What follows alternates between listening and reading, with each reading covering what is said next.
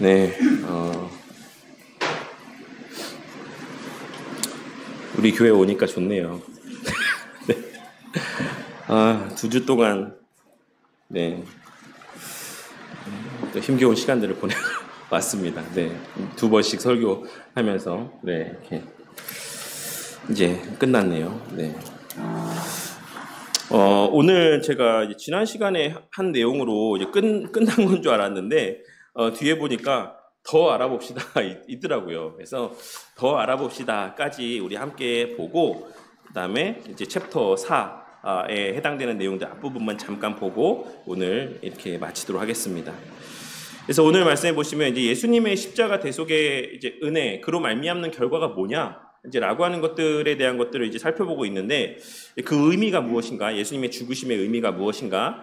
첫째로는 화목제물의 역할을 감당하셨다. 이것이 하나의 내용들을 이루었다라고 한다면, 이제 오늘 요 더 알아봅시다에 해당되는 내용들 가운데는 뭐였습니까? 대적들에 대한 승리의 의미를 지니고 있기도 하다. 예수님의 죽으심과 부활하심은 그 내용들을 다루고 있는 겁니다. 그래서 한번 보시면 예수님의 십자가 죽음은 화목제물로서의 죽음이었습니다. 죄인인 우리가 받을 하나님의 진노를 대신 받으신 죽음이었습니다. 라고 이야기하고 있죠. 이 내용은 뭐 모르시는 분이 있습니까? 뭐 다들 아는 내용이죠.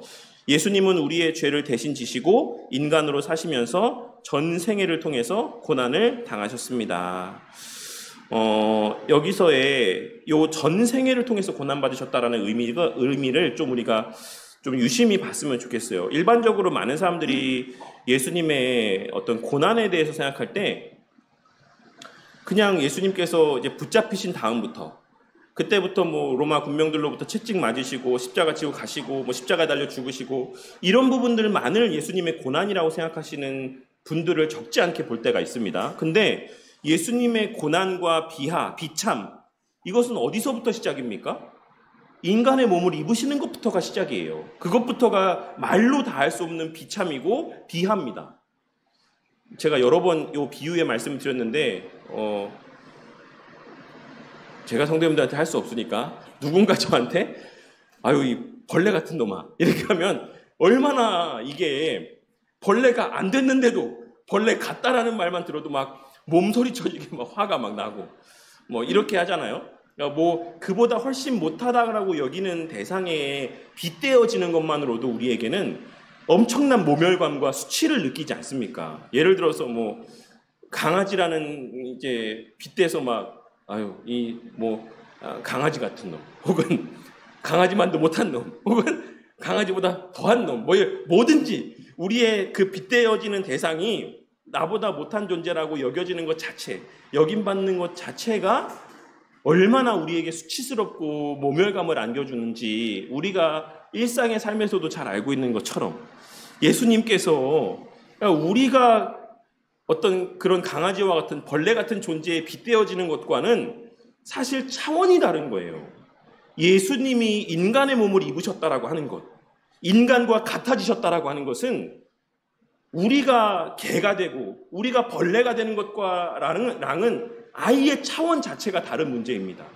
그래서 예수님은 나실 때부터 그 전생애가 다 고난의 삶이었다, 비하의 삶이었고 비참의 삶이었다라고 하는 것을 좀 우리가 깨달을 수 있어야지만 됩니다. 그래서 예전에도 언급했던 것처럼 우리가 패션 오브 크라이스트라는 영화에서 보시면 예수님께서 막 채찍 맞으시고 막 힘겨워하시고 막 이런 모습을 보면서 막 사람들이 우는데, 물론 그것도 너무나도 안타까운 일이죠. 근데 본질적으로는 예수님이 인간의 몸을 입으신 것 그 자체에 우리는 눈물을 흘릴 수 있어야지만 돼요. 왜냐하면 우리 스스로가 막 이렇게 채찍질하고 하는 거는 누구나 인간도 할 수 있는 일이에요. 다시 한번 말씀드리지만 그 고난주간이라고 하는 기간에 어디 남미 어디 가시면 그런 사람들 세고 셌습니다. 막 가시면류관 막 쓰고 자기 스스로의 십자가 막 매달고 막 채찍질 막 스스로 하고 채찍질 당하고 이런 사람들 세고 셌어요. 근데 예수님이 당하신 고난이라고 하는 거는 그 정도가 아니라 정말 인간의 몸을 입으신 것 그 자체가 얼마나 예수님의 큰 고난인지를 꼭 명심하고 우리가 살아가야지만 되겠습니다. 그리고 하나님을 포함한 모든 이로부터 버림을 받고 하나님을 포함한 이게 핵심입니다. 사람들로부터 버림받았다라는 것도 물론 의미가 있지만 하나님을 포함하여서 하나님에게도 버림을 받았다라고 하는 것이 예수님에게 있어서의 어느 정도의 의미를 지니고 있는 일인지에 대해서 좀 생각을 해보셨으면 좋겠어요. 그래서 이것도 제가 늘 이게 온전한 비유가 되진 않지만 제가 늘 말씀드리는 비유 가운데 하나가 그거죠. 내 사랑하는 배우자와의 사별, 그게 얼마나 나에게 상상이라도 한번 해보십시오. 상상이라도. 정말 내 사랑하는 배우자가 내 눈앞에서 이렇게 나보다 먼저 이렇게 떠나간다. 그게 인간이 겪을 수 있는 정서적인 면에서의 가장 큰 고통이다라고 합니다. 그런 것과는 사실 근데 비교할 수 없게 하나님께서 성부 하나님과 성자 하나님은 영원 전부터 한 몸이셨다라고 우리는 알고 있습니다. 근데 그 관계가 분리되었다.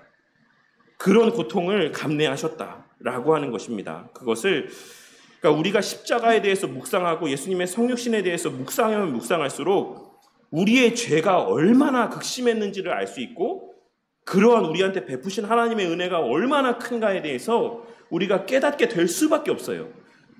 그 사실을 요 내용들 가운데서 언급하고 있는 거죠. 그로 인해 우리는 모든 죄를 사함받고 하나님과 화목할 수 있었다.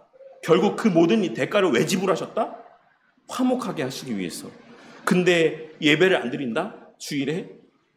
그 일을 위해서 화목함의 극치, 하나님과의 교제의 극치가 이 주일 예배의 자리인데 그 은혜를 안다라고 이야기하는 사람이, 예수님을 믿는다라고 이야기하는 사람이, 하나님을 사랑한다라고 이야기하는 사람이 주일 예배의 자리를 귀하게 여기지 않는다? 이거는 사실 좀 너무나도 심각한 문제라고 할 수가 있습니다. 그래서 그리고 또 한 가지 여기서 우리가 좀 생각해 볼 표현은 이제 속량이라는 표현이죠. 우리가 지난 시간에도 제가 이 내용을 언급했던 것 같은데 우리의 그리스도의 그 십자가 대속의 사역으로 말미암아 주어진 은혜는 방종한 삶을 이제 살아갈 수 있게 하신 자유가 아닌 하나님의 나라에서 살아갈 수 있는 하나님의 그 의의 통치 가운데 살아갈 수 있게 되어진 것이다 라고 하는 것을 우리가 기억해야지만 돼요. 그 내용을 이 뒷부분에도 그 내용이 있는데 그때 다시 한번 언급하도록 할게요. 그래서 저는 이 표현을 좀 화목함의 어떤 종속관계다라고 생각하고 싶습니다. 그래서 일반적으로 우리가 종속이라는 의미는 되게 부정적인 뉘앙스로 우리에게 다가오지만 사실 그것은 기쁨의 종속이요 우리에게 되게 유익이 되는 어떤 종속이다라고 하는 것을 우리가 좀 이렇게 잘 이해할 수 있었으면 좋겠습니다.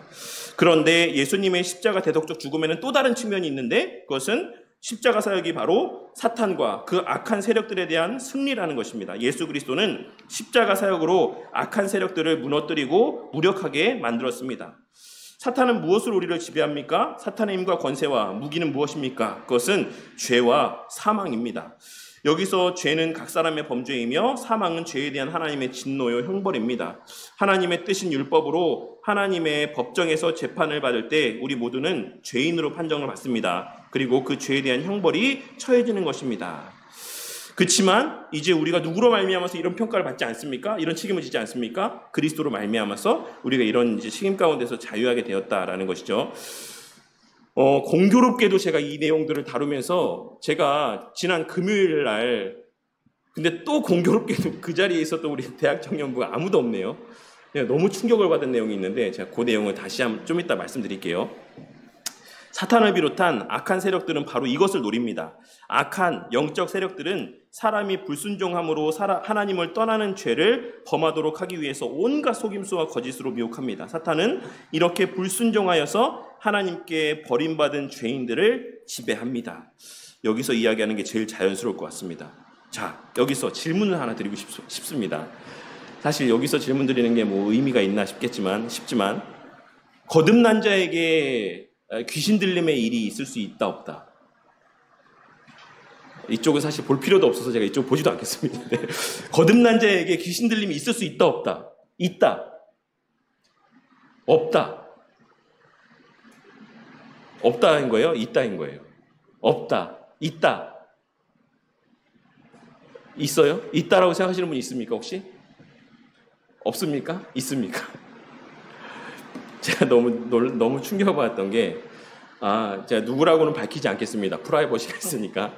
너무나도 자신있게, 있습니다! 이렇게 얘기를 해갖고 제가 너무 깜짝 놀랐어요.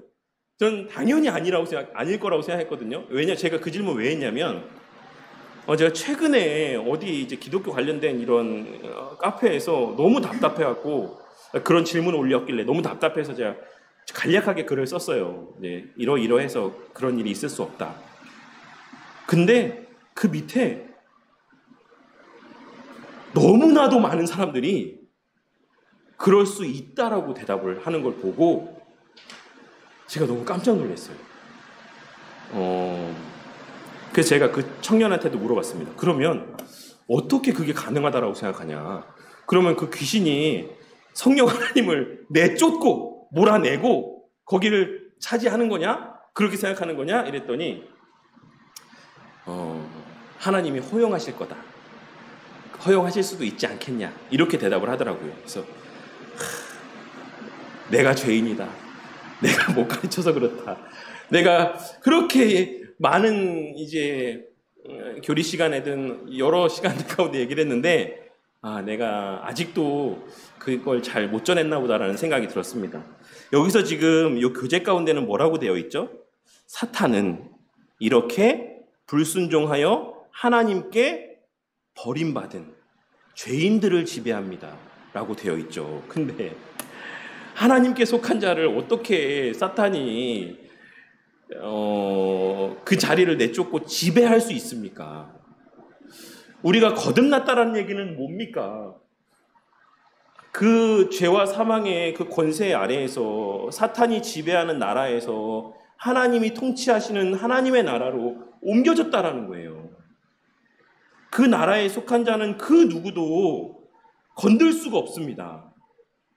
여기서 말씀 가운데서 이야기하고 있는 게 그거예요. 죄와 사망의 권세는 멸하여졌다. 근데 이걸 들어야 되는데 어디 간 거예요? 다 우리 청년들 어디 간 겁니까 지금? 제가 요즘에 들어서 조금 마음 가운데 좀 그런 마음이 좀 들 때가 있습니다. 그래서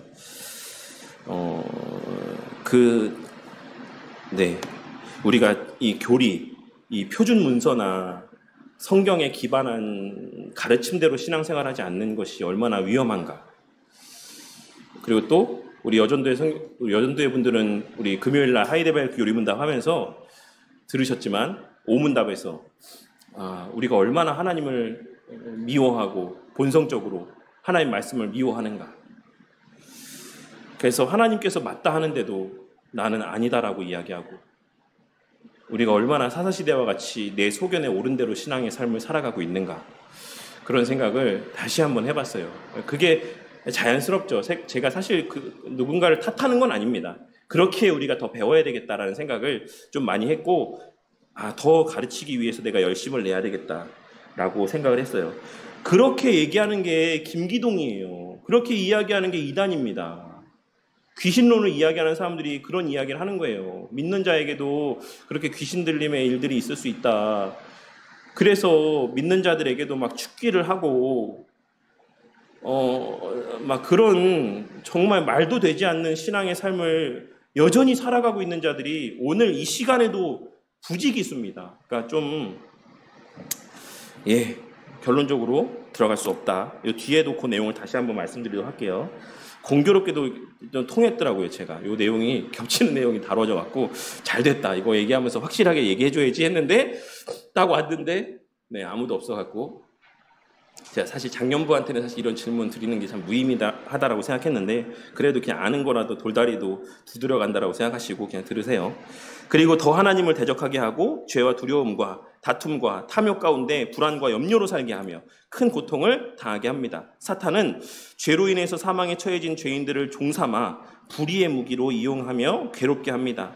하나님께 속한 자들은 건드리지도 못하는 사탄이 죄인들을 마음대로 좌지우지하며 악을 행하도록 부추기고 그 악으로 인해서 고통받게 합니다. 하나님을 거부하고 대적한 죄인들은 이런 고통을 당하면서도 하나님께로부터 아무런 보호와 도움도 얻지 못합니다. 이것이 죄인들의 현실입니다.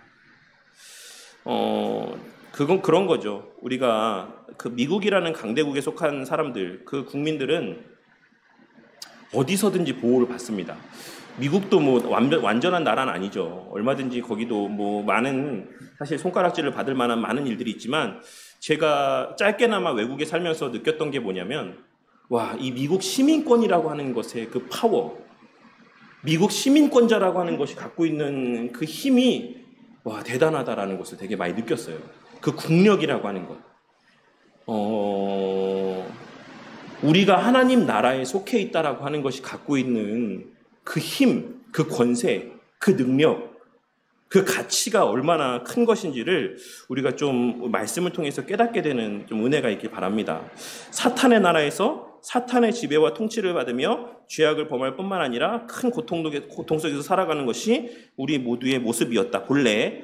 근데 이 모습을 되게 잘 묘사해주고 있는 말씀이 한 군데 있어요. 마가복음 우리 5장 1절에서부터 5절 말씀 한번 보도록 할까요? 마가복음 5장 1절에서부터 5절의 말씀. 네.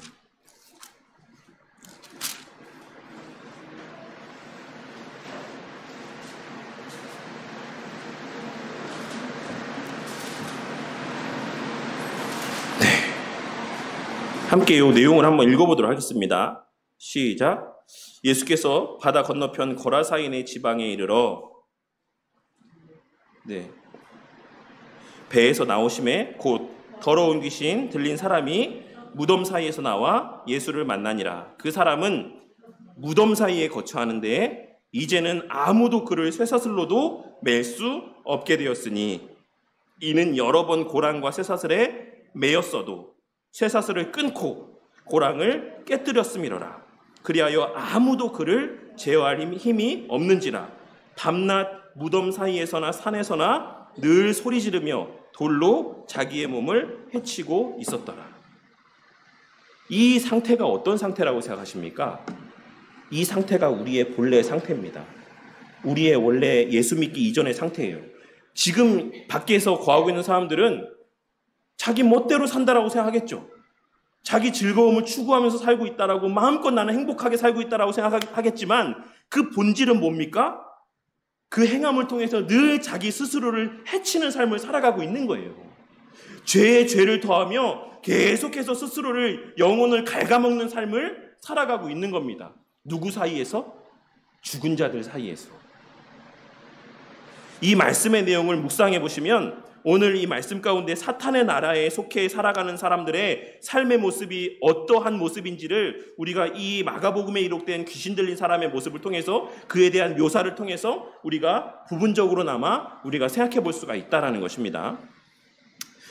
그치만 우리는 어떻죠? 하나님의 의의 통치 가운데서 살아갑니다. 그냥 자유한 삶을 살아가는 존재들이 아니에요. 마음대로 방종한 삶을 살아가는 존재들이 아닙니다. 그래서 예수님께서 마태복음 7장에서 이렇게 말씀하셨죠. 마태복음 7장 말씀해 보시면 제가 13절에서 마태복음 7장 13절 말씀부터 제가 이제 그러면 반대로 하나님의 나라에 속한 자의 삶의 모습이 어떠하냐? 이 반대되는 모습이 어떠하냐? 한번 제가 읽어보도록 할게요. 13절부터 27절까지 말씀인데 좀 긴데 제가 그냥 한번 읽어보겠습니다. 좁은 문으로 들어가라. 멸망으로 인도하는 문은 크고 그 길이 넓어 그리로 들어가는 자가 많고 생명으로 인도하는 문은 좁고 길이 협착하여 찾는 이가 적음이라. 거짓 선지자들을 삼가라. 양의 옷을 입고 너희에게 나아오나 속에는 노략질하는 일이라. 그들의 열매로 그들을 알지니 가시나무에서 포도를 또는 엉겅퀴에서 무화과를 따겠느냐. 이와 같이 좋은 나무마다 아름다운 열매를 맺고 못된 나무가 나쁜 열매를 맺나니 좋은 나무가 나쁜 열매를 맺을 수 없고 못된 나무가 아름다운 열매를 맺을 수 없느니라. 아름다운 열매를 맺지 아니하는 나무마다 찍혀 불에 던져지느니라. 이러므로 그들의 열매로 그들을 알리라. 나더러 주여 주여 하는 자마다 다 천국에 들어갈 것이 아니요 다만 하늘에 계신 내 아버지의 뜻대로 행하는 자라야 들어가리라.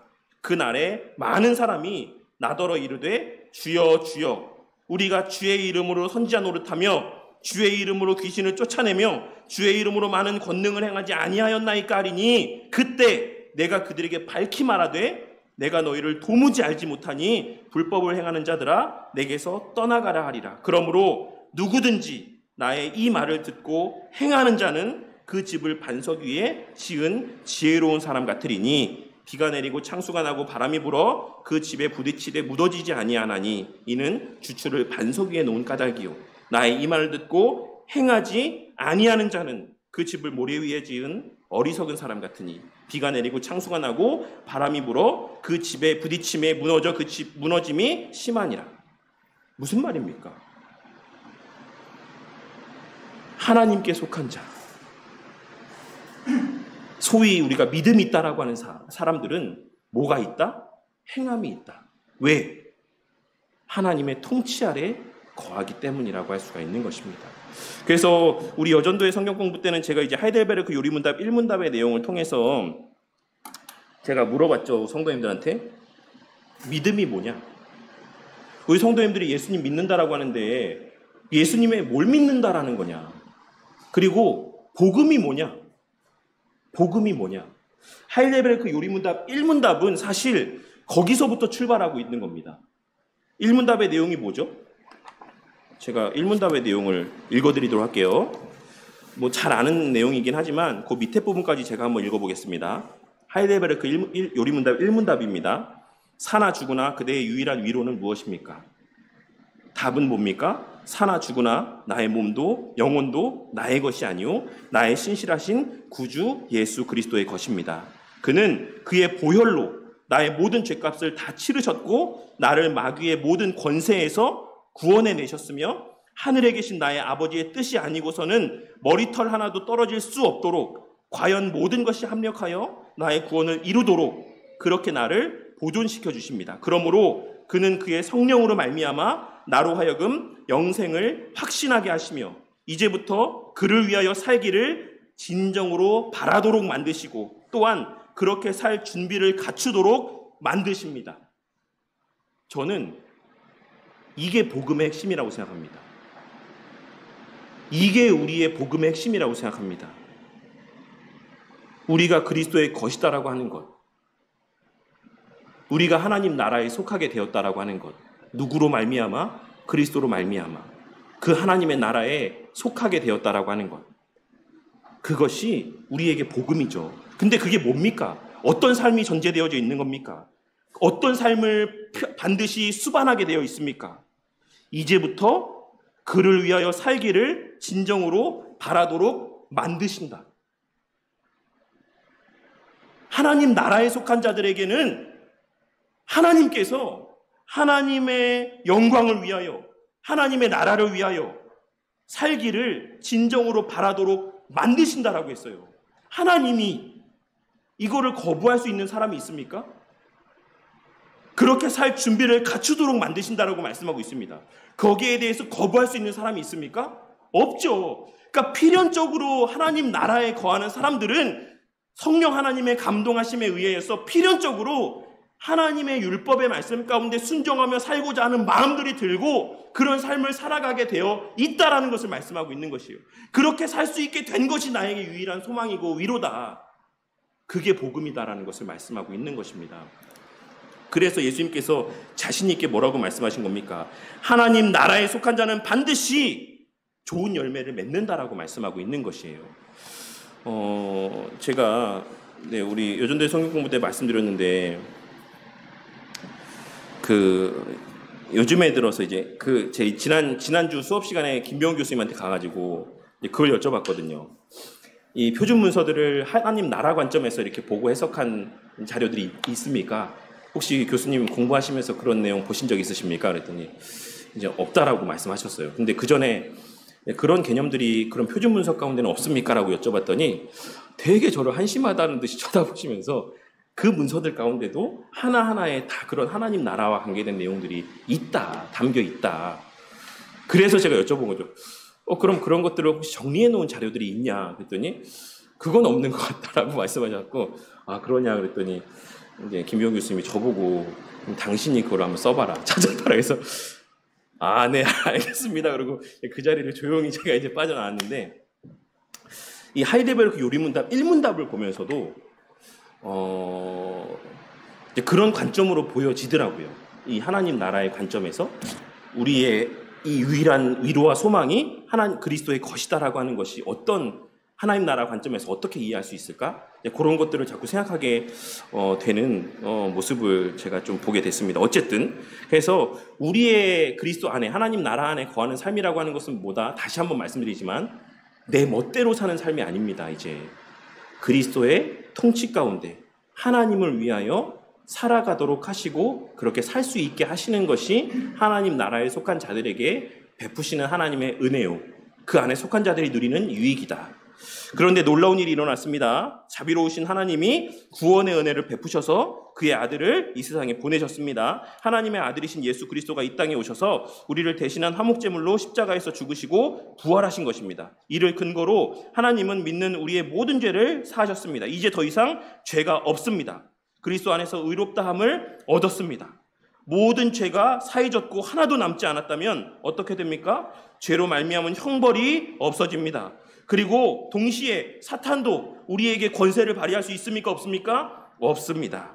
죄가 없으니 사망도 없습니다. 이제는 하나님께 돌아가서 영생을 누리며 살아갑니다. 더 이상 하나님 없는 삶을 살지 않습니다. 우리에게 죄와 사망이 제거되었다는 것은 예수님이 부활하신 것으로 증명되었습니다. 만약 그분의 십자가 사역이 실패했다면 그분조차도 부활하지 못했을 것이기 때문입니다. 라고 이야기를 하고 있죠.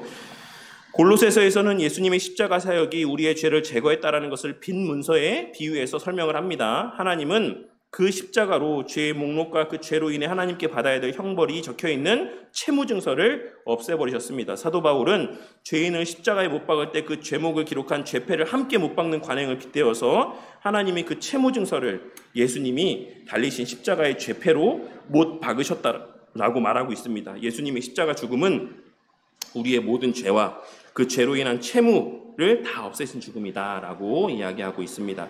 그래서 더 이상 죄로 인한 빚이 존재하지 않는다. 그 빚은 다 지불되었고 그 어떤 책임도 없게 되었다. 이제는 하나님의 품 안에서 그분의 다스림과 그분의 인도하심을 받으며 살아갑니다. 계속해서 구원받은 자에게 계속해서 언급되어지고 있는 표현이 뭡니까? 그분의 다스림 가운데 살아간다는 것을 계속 말씀하고 있어요. 하나님의 나라 가운데 거한다라는 것은 하나님의 통치 가운데 다스림 가운데 인도하심 가운데 살아간다라고 하는 것을 의미합니다. 그렇기에 사탄의 세력은 더 이상 그런 사람들을 지배할 수 없습니다. 그들은 완전히 무력한 존재들인 것입니다. 라고 할 수가 있죠. 더더군다나 우리 전교인 수련회 때도 설교 들으면서도 말씀드렸던 것처럼 언급하셨던 것처럼 이제 더더군다나 구경거리로 전락해버리고 말았다. 이렇게 말씀을 하고 있는 겁니다. 그 다음 페이지 내용들까지 그 내용을 이제 설명을 하고 있는 것입니다. 그리고 마지막 그 다음 페이지 밑에 단락을 보시면 사탄을 비롯한 악한 영적 세력의 무력화와 하나님의 승리는 이미 예수님의 공생의 기간 동안에 드러났습니다. 예수님이 강력한 권세로 아주 쉽게 귀신을 쫓아내고 병을 고치며 사람들을 온전하게 만드는 모습을 보고 바리새인들은 예수님을 공격했습니다. 귀신의 왕을 힘입지 않고 어떻게 귀신을 쫓아내냐. 그랬더니 예수님이 뭐라고 이야기하죠? 왕이 그 부하들을 쫓아내겠느냐. 그러면 그 나라가 어떻게 유지되겠느냐. 이 내용들은 성도님들도 잘 알고 계신 내용이니까. 그리고 그것은 귀신들의 왕인 사탄을 결박했다라는 것을 의미하는 것이죠. 예수님께서 그 귀신들을 쫓아낸다라고 하는 것은 귀신을 쫓아내고 사람을 온전하게 하는 것은 귀신들의 왕인 강한 자를 결박한 후에야 가능한 것이다 라고 하는 것을 우리에게 말씀하여 주고 있다라는 것입니다. 그래서 예수님은 이 사건을 통해 자신의 존재와 십자가 사역으로 어떤 일이 일어날지를 미리 예시해 주신 것입니다. 무엇을 하기 위해 이 땅에 오신 것인지를 이제 말씀해 주신 것이죠. 그래서 다시 한번 말씀드리지만 거듭난 자에게 귀신이 들어올 수 있다 없다? 없다. 요한일서 5장 18절 말씀을 같이 한번 읽어보도록 할까요? 밑에 있는 거 시작. 하나님께로부터 난 자는 다 범죄하지 아니하는 줄을 우리가 아노라. 하나님께로부터 나신 자가 그를 지키심에 악한 자가 그를 만지지도 못하느니라. 들어오기는커녕 만지지도 못하느니라.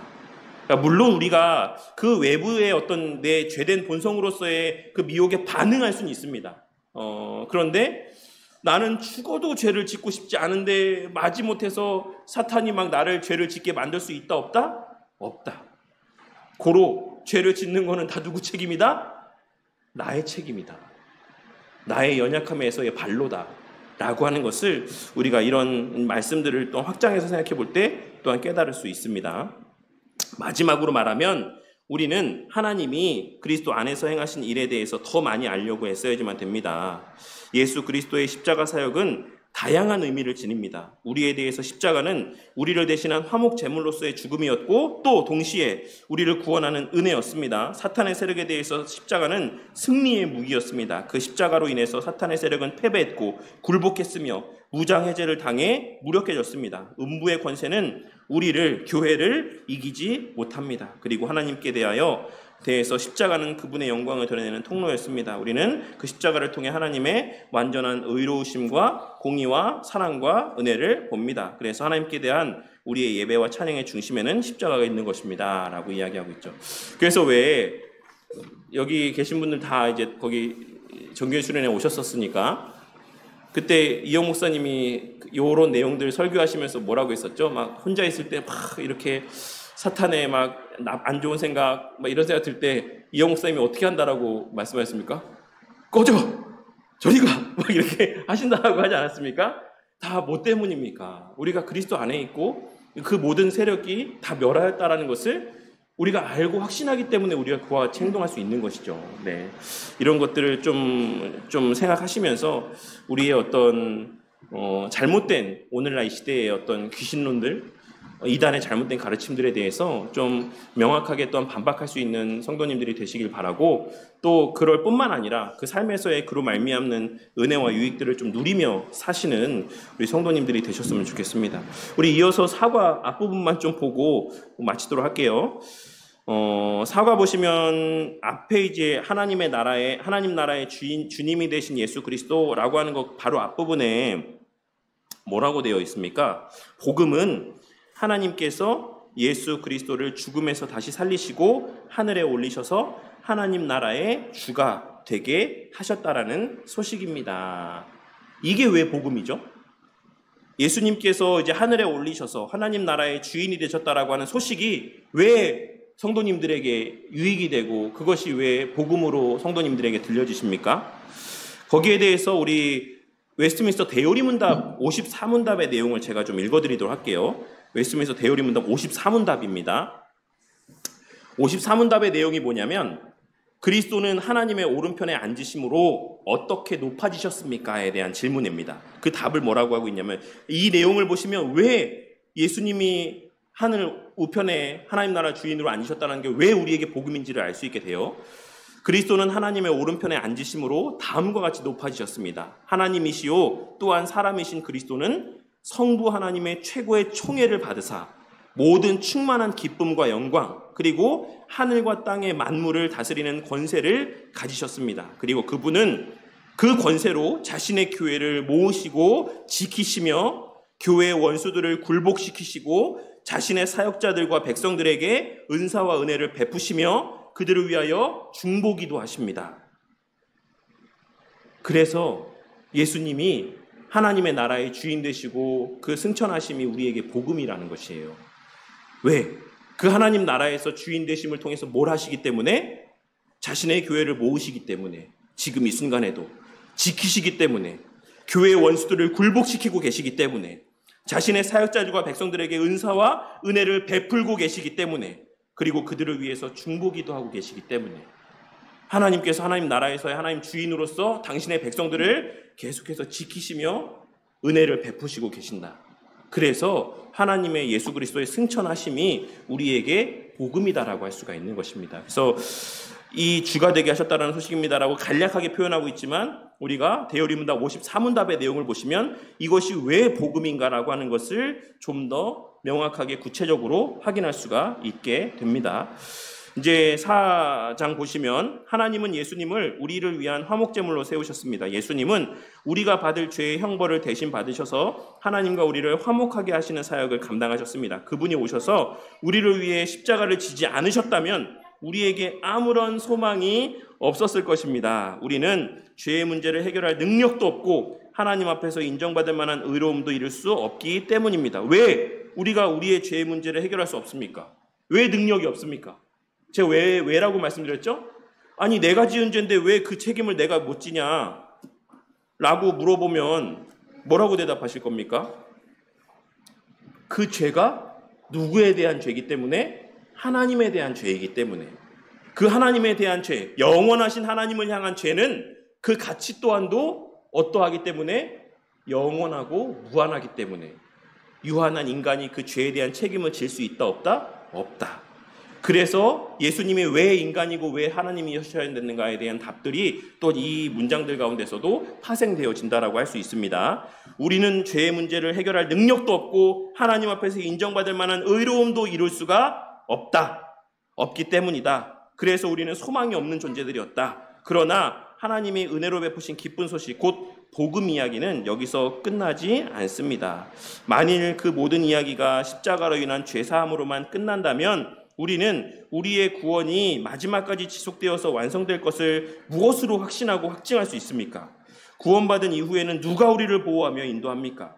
최종적인 구원의 모습이 어떨지 무엇으로 알 수 있습니까? 이 모든 궁금증은 십자가 위에서 위대한 죽음을 죽으신 예수님의 다음 이야기에서 해결이 될 것입니다. 그래서 하이델베르크 요리문답 1문답이 왜 복음이냐 라고 하는 것을 우리가 이런 내용을 통해서도 확인할 수가 있는 것입니다. 그리스도께서 그리스도의 것 대신 또 된 하나님 나라의 백성된 우리에게 그렇게 살 수 있는 마음을 주시고 능력들을 계속하여 지속적으로 공급하여 주신다. 왜? 우리가 이제는 누구의 것이기 때문에? 그리스도의 것이기 때문에, 그리스도 안에 속한 자들이기 때문에, 하나님 나라에 속한 자들이기 때문에, 하나님께 그리스도께 접붙임 받은 자들이기 때문에. 근데 로만 카톨릭에서는 반면에 어떻게 가르친다라고 말씀드렸죠? 로만 카톨릭에서의 예수 그리스도의 십자가 대속의 은혜는 어디까지입니까? 어디까지?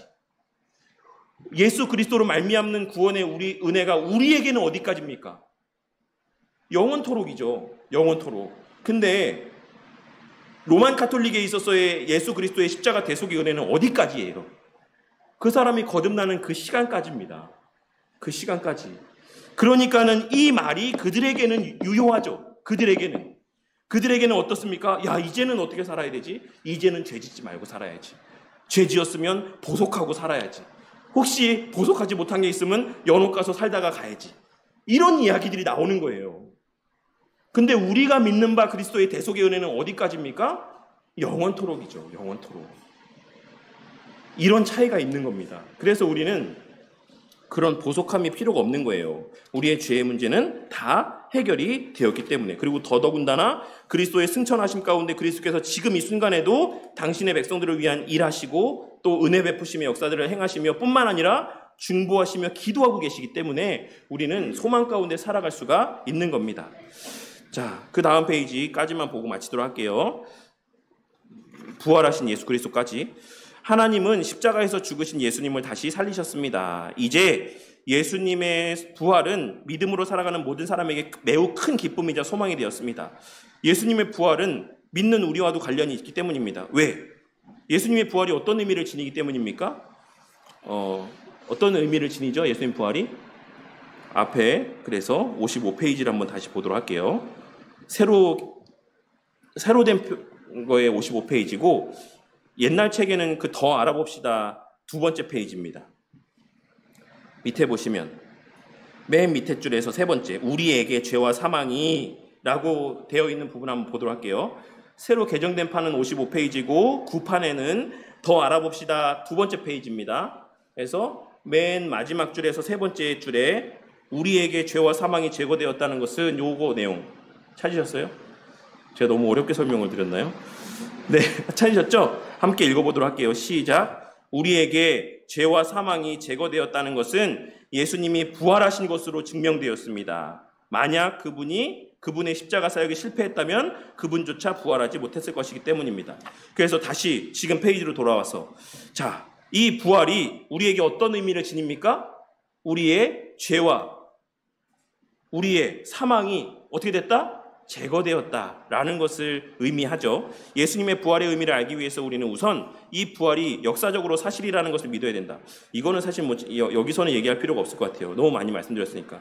제가 오늘 저기 가서 서부경향교회 가가지고 혼자서 45분 동안 제가 혼자 있었거든요. 네. 제가 어려워서 그런지 모르겠지만 아무도 안 들어오시더라고요. 그래서 그 책장이 있는 데서 있어가지고 제가 쭉 이렇게 보다 보니까 리 스트로벨이라고 하시는 분 쓴 책이 있더라고요. 그 리 스트로벨이라는 분이 어떤 분이었죠? 예수는 역사다라고 하는 그 영화의 주인공이고 그 책 쓰신 분이죠. 그분이 시카고 트리뷴지 기자였는데 이제 왜 예수가 진짜 살아있는 사람이었는지를 이렇게 하다가 예수 믿게 되고 목사 됐다라고 제가 예전에 한번 말씀드렸잖아요. 그분 쓴 책이 거기 있던데 어쨌든 예수님의 부활이 역사적이 아니다라고 믿는 게 더 말이 안 됩니다. 다시 말씀드리지만. 그리고 예수님이 부활하지 않았다라고 믿는 게 더 말이 되지 않아요. 그거는 역사적으로 증명이 된 바입니다. 예수 믿는 사람들에게 뿐만 아니라 예수 안 믿는 사람들에게도 예수님이 살았다 부활했다라고 하는 것은 어떤 증거들로도 사실 부인할 수가 없는 역사적인 사실이에요. 그걸 이야기하고 있죠. 예수님의 부활의 의미를 알기 위해서 우리는 우선 이 부활이 역사적 사실이라는 것을 믿어야 된다. 부활은 그냥 예수님의 제자들이나 교회가 만들어낸 거짓말이 아니다. 만일 그랬더라면 아마도 기독교는 지금까지 지속되지 못했을 것이다 라고 말씀하고 있습니다. 하나님은 죄인인 우리를 대신해서 십자가에서 죽으신 예수님을 다시 살리셨다. 그 이유는 무엇이었습니까? 죄와 사망의 세력이 무너지고 죄와 사망의 문제가 해결되었기 때문이죠. 그래서 예수님은 그 안에 계실 수가 없었던 거예요. 계실 수도 있었고 안 계실 수도 있는 게 아니라 그 모든 죄와 사망의 문제가 해결되었기 때문에 계실 수가 없었던 겁니다. 그러니까 어떤 면에서는 부활하신 것이기도 하지만 또 어떤 면에서는 부활하실 수밖에 없었다라고도 표현할 수가 있는 거예요. 아시겠죠? 이번에 보시면 우리 그리스도인들은 예수님의 부활을 증거와 증인이 있는 명백한 역사적 사실로 믿습니다. 아래의 글을 읽고 왜 예수님의 부활이 사실인지를 한번 설명해 보도록 하자라고 이야기하고 있어요. 빈 무덤. 일단 팩트가 뭡니까? 팩트가 예수님의 그 무덤이 어떻게 되어 있었다라는 게 팩트죠? 비어 있었다라는 게 팩트예요. 뭐 그걸 훔쳐갔던 어쨌든 간에 어떻게 했든지 간에 어쨌든 그 무덤 안에는 예수님의 시신은 없었다라는 것이 1차적인 팩트입니다. 그리고 또 증인이 있었어요. 증인이 40일 동안 수많은 사람들에게 보여줬습니다. 근데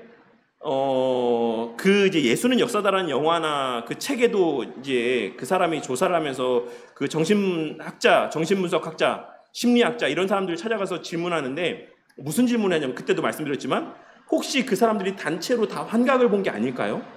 그 사람들이 단체로 다 환상을 본 게 아닐까요? 봤다라고 착각한 게 아닐까요? 라고 이야기했더니 그 예수 안 믿는 학자입니다. 심리학자, 그 정신분석학자가 뭐라고 대답을 했냐면 저는 예수 믿지 않습니다. 근데 그렇게 집단으로 예수가 부활했다라고 환상을 보고 착각하는 게 더 불가능한 일입니다라고 대답을 해요. 그게 실제 인터뷰의 내용입니다.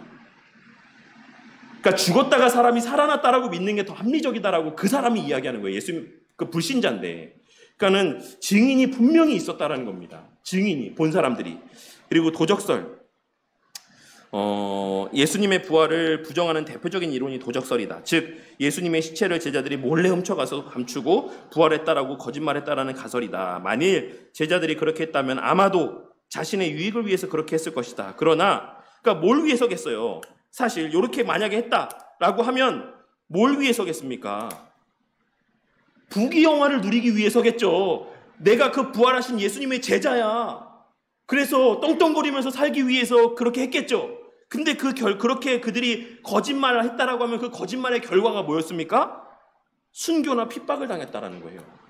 근데 만약에 사람들이 그렇게 부귀영화를 위해서 예수님의 시신을 훔쳐가면서까지 부활했다라고 거짓말을 했다라고 하면 사람들이 너 죽일 거야 막 이렇게 이야기하는데도 그 사람들이 과연 끝까지 훔쳤음에도 부활했다라고 이야기하면서 죽어갔을까? 그렇지 않았을 것이다라는 것을 이야기하는 겁니다.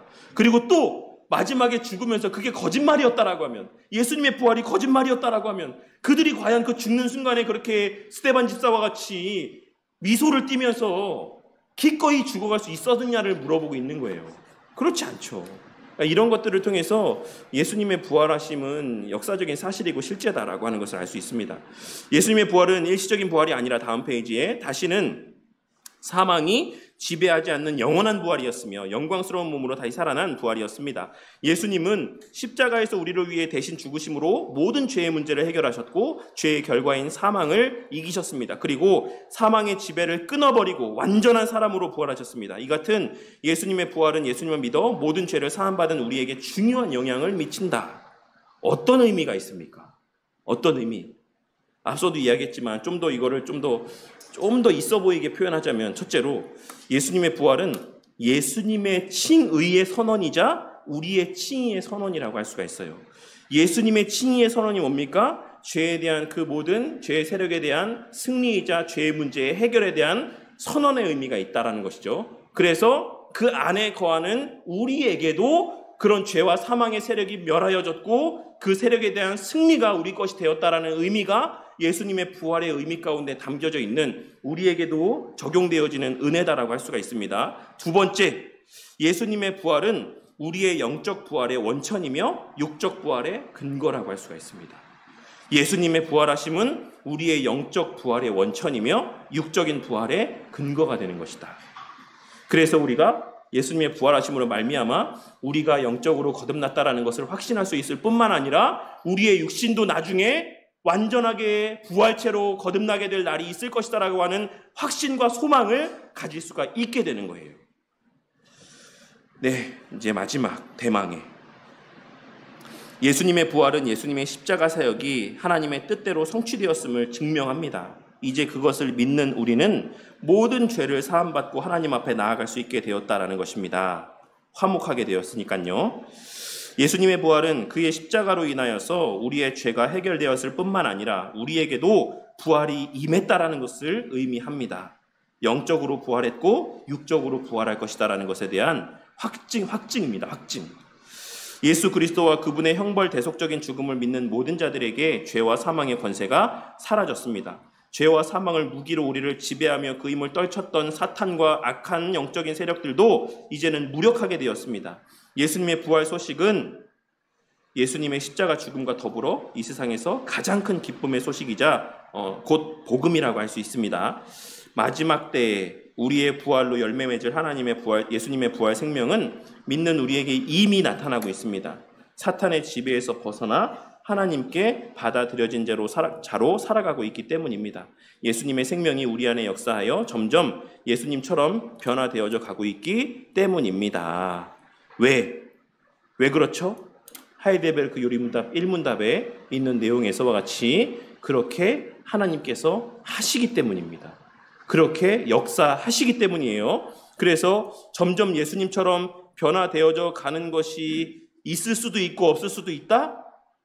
하나님 나라에 속한 자들에게 그렇습니까? 아니에요. 있을 수밖에 없어요. 있을 수밖에 없습니다. 다만 그 정도와 인지의 차이는 그 개인에게 속한 거예요. 제가 성도님들을 보고 단정할 수 없다라는 거예요. 근데 그 자신은 그 사실에 대해서 인지할 수 있죠. 그 자신은. 그래서 확신할 수 있죠. 이런 질문도 있더라고요. 구원에 대한 확신이라는 표현이 맞는 표현이냐? 그래서 제가 좀 기독교 관련 그 카페를 안 들어가야겠어요. 제 정신 건강을 위해서. 정말 너무 기초적인 질문에서부터 이런 것들까지 질문하는 것들도 참 오늘날 교회의 현실이 이 정도인가라는 생각이 드는데, 거기에 답을 다는 사람들의 답변은 더 가관이에요. 진짜. 제 생각엔 이런 것 같아요. 제가 알기에는 요런타라고 알고 있어요. 근데 거기에 대한 뒷받침되는 성경 구절이나 말씀은 아무것도 없습니다. 그냥 자기 생각들을 쭉 이야기하는 거예요. 그리고 그 답변을 보는 사람도 자기의 마음에 가장 맞는 것 같은 답변을 그런 것 같네요. 이렇게 하고 또 그걸 받아들입니다. 그러니까 저는 선한 의도에서 그런 게 만들어진 것 같은데 영향은 더 악한 대로 사람들을 이렇게 잘못된 길로 끌어가고 있지 않은가.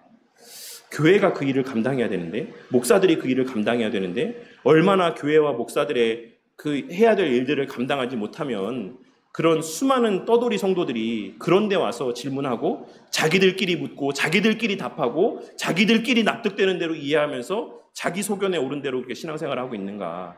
너무 안타까운 마음들이 들고 좀 그런 마음이 들었습니다. 어쨌든 우리는 반드시 그리스도 안에 거함을 통해서 반드시 그렇게 자라가게 될 수밖에 없다. 예수님의 생명만이 줄 수 있는 사랑과 기쁨과 평강 가운데 살아가고 있기 때문이다. 그렇기에 예수님의 십자가 대속적 죽음뿐만 아니라 부활도 우리에게 기쁜 소식이 된다. 왜? 그것이 하나님의 극치의 높아지심, 예수님의 높아지심을 의미하고 그 높아지신 자리에서의 앞서 말씀드렸던 우리 대요리문답 54문답에서와 같은 일들을 예수님께서 행하고 계시기 때문에 우리는 그 안에서 자라갈 수 있고 신앙을 보존해 갈 수 있고 하나님 나라의 그 완성을 목도할 때까지 그 이미 허락된 은혜들을 누리고 만끽하며 살아갈 수가 있습니다. 부활하셨기 때문에, 이제 하나님 보좌 우편에 앉아 계시기 때문에. 아시겠죠?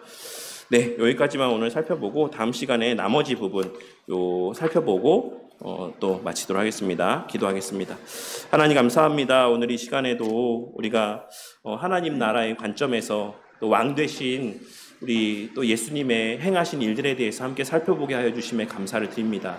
주님, 오늘날 많은 사람들이 예수님을 믿는다라고 이야기하지만 그 믿음이 어떤 믿음인지에 대해서는 깊이 생각해 보지 않고 스스로 믿는다라는 착각 가운데 살아가고 있는 모습을 보게 될 때가 있습니다. 주님, 우리가 예수님을 믿는다라고 하는 것은 예수님이 우리의 왕 되심을 믿는다라는 것이고, 우리가 하나님 나라에 속하여 그 통치 가운데 살아가게 되었다라는 것을 믿는다라는 것이고, 하이델베르크 요리문답 1문답에서의 고백과 같이 이제 우리는 몸도 영혼도 그리스도의 것이라는 것을 믿는다라는 것을 의미합니다. 이제는 나의 소견은 존재하지 않습니다. 나의 생각은 존재하지 않습니다. 오직 그리스도의 뜻과 그리스도의 말씀만이 우리의 삶의 유일한 규범이 되고 가치가 되며 기준이 된다라고 하는 것을 이러한 말씀을 배워가는 시간들을 통해 더욱더 깨달아가게 하시고, 그 예수님의 부활하심으로 말미암아 왕되심으로 말미암아 지금 이 순간 그 그리스도께서 행하시는 바가 그것을 믿게 하시고 그 통치 가운데 거하게 하시며 그 통치 안에서 자라가게 하시고 더욱더 하나님 나라의 백성다워져 가게 하시는 그 일을 하나님 편에서의 그 영광 가운데 주권적인 능력으로 행하여 가고 있으심을 깨닫게 하여 주셔서, 주님, 우리 삶에서의 발현되어지는 그리스도인다워져 가는 모습들을 통해 날마다 더욱 그 그리스도 안에 거하고 있음에 대한 확신이 우리의 마음 가운데 커져가게 하시고, 우리의 삶에서 발현되어지는 선한 행실들을 우리의 공로로 착각하지 아니하고 오직 하나님께만 영광 돌리며 그리스도께만 감사하며 살아가는 겸손한 신앙인들이 되어갈 수 있도록 자비와 긍휼을 베풀어 주시옵소서. 주님, 믿는 자에게 사탄이 영향력을 발휘할 수 있습니까? 성령 하나님의 거하시는 전이라 일컬음받는 우리에게 귀신 들림의 역사가 일어날 수 있습니까? 이 간단한 질문 하나에도 자신 있게 대답하지 못하는 시대를 우리가 살아가고 있습니다. 더 고차원적이고 깊고 부유한 복음의 비밀은커녕 이 간단한 질문 하나에도 온전히 대답하지 못하는 처참한 시대를 우리가 살아가고 있습니다. 주님, 배우기에 힘쓰는 자들 되게 하시고 그 배우고 확신한 일에 거하며 여전히 불분명한 신앙 가운데 살아가는 수많은 하나님의 사랑하시는 자들을 바른 진리 앞으로 인도하여 나올 수 있는 우리 성도님들 되게 하시고, 우리 교회가 우리의 소견에 오른 대로 말씀을 전하고 우리의 소견에 오른 대로 말씀을 받아들이며 우리의 소견에 오른 대로 신앙의 삶을 살아가고 교회를 세워가는 것이 아닌 오직 진리의 말씀에 근거하여 믿음의 선배들을 통해 공인하여 주신 그 검증된 신학과 신앙에 기반한 신앙의 삶을 살아가며 교회를 세워가는 자들이 될 수 있도록 주님 은혜 베풀어 주시옵소서. 우리의 다음 세대를 불쌍히 여겨주시고 목사에게 더욱 지혜를 주시고 입술에 능을 더하여 주셔서 그들을 위해 더 기도하게 하여 주셔서 얼마 되지 않는 이 젊은 세대의 믿는 자들이 그 얼마 되지 않는 수마저도 잘못된 신앙에 빠져 허우적대는 것이 아니라 바른 신앙을 소유하고 시대를 밝히며 다음 세대를 계승해 나아가는 그 중심의 역할을 감당하는 자들이 될 수 있도록 은혜 베풀어 주시고 우리 교회와 이 부족한 종을 들어 사용하여 주시옵소서. 모든 것 감사드리며 우리 주 예수 그리스도 이름으로 기도드렸습니다. 아멘.